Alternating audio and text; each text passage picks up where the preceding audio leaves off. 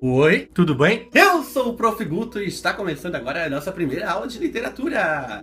E para começar, nós vamos estudar na primeira escola literária brasileira, o quinhentismo. Para começar, a gente vai entender um pouco da linha do tempo literário. Desde que a literatura brasileira começou, ela vem evoluindo ao longo do tempo. A literatura brasileira, ela começou junto com a história do Brasil, em 1500. A gente sabe que o Brasil foi colonizado por Portugal, né? Lá em 1500, durante as grandes navegações, os portugueses eles estavam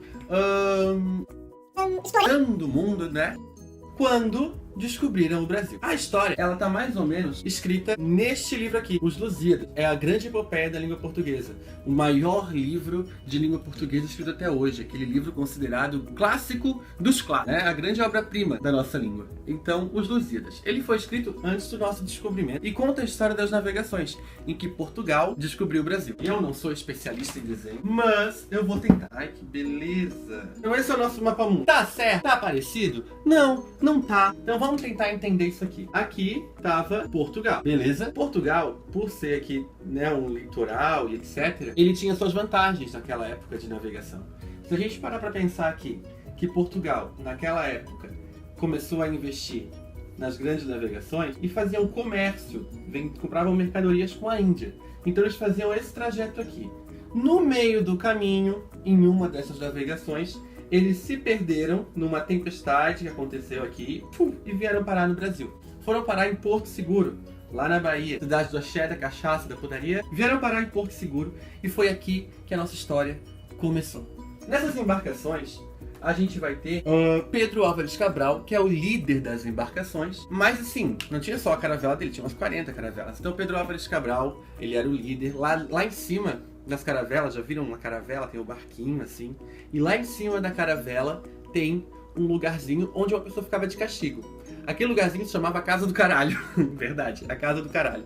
Então, quem ficava de castigo ia pra Casa do Caralho. Então, numa dessas, o cara tava lá em cima, ele avistou uma terra.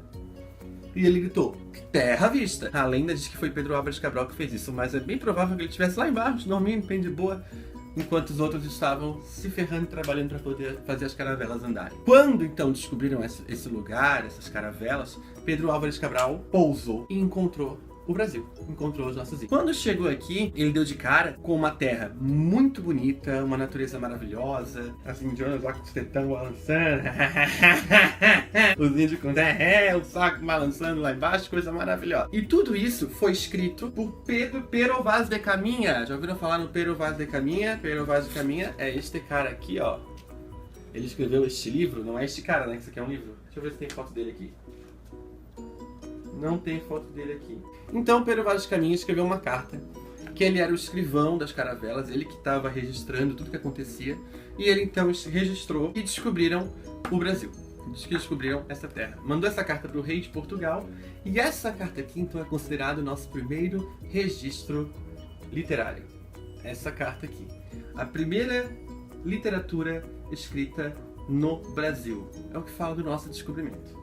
Claro, nós falamos português graças a os índios falavam cada um a sua língua. Eles não eram unidos, né? Embora tivesse muito índio no Brasil, eles não tinham uma doutrina e etc. Eles não eram desenvolvidos, eles viviam primitivamente. Então os portugueses começaram a explorar essa terra. Eles começaram a vir mais gente, viram que tinha muita riqueza, que valia muito a pena, e começaram a vir para cá. Só que eles precisavam domesticar esses índios. Eles precisavam usar os índios a favor deles. O que eles fizeram? Trouxeram para cá padres e jesuítas. A Igreja Católica estava bem envolvida nisso. Trouxeram os padres e os jesuítas, que nada mais eram do que as pessoas que iam ensinar para os índios duas coisas cruciais que a gente precisa para dominar um povo: a língua e a fé. Então eles ensinaram o português e ensinaram a religião católica. Tudo isso foi dado através de missas, né? Tanto que a gente tem a primeira missa no Brasil.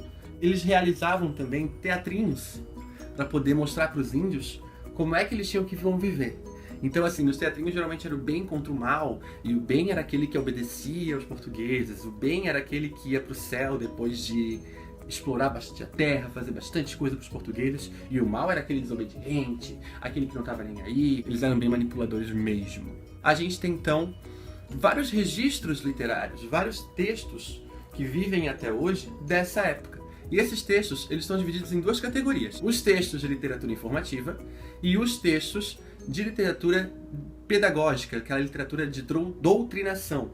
Então eles precisavam doutrinar os índios, então eles escreviam textos nesses dois cunhos. Os de literatura informativa era para avisar o rei sobre o que estava acontecendo no Brasil.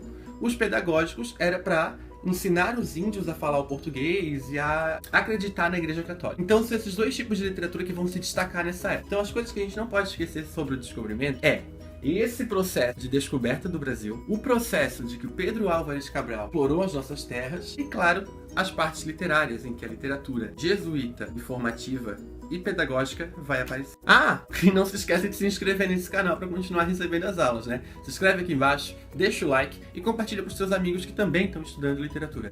Beijo, um beijo, um beijo e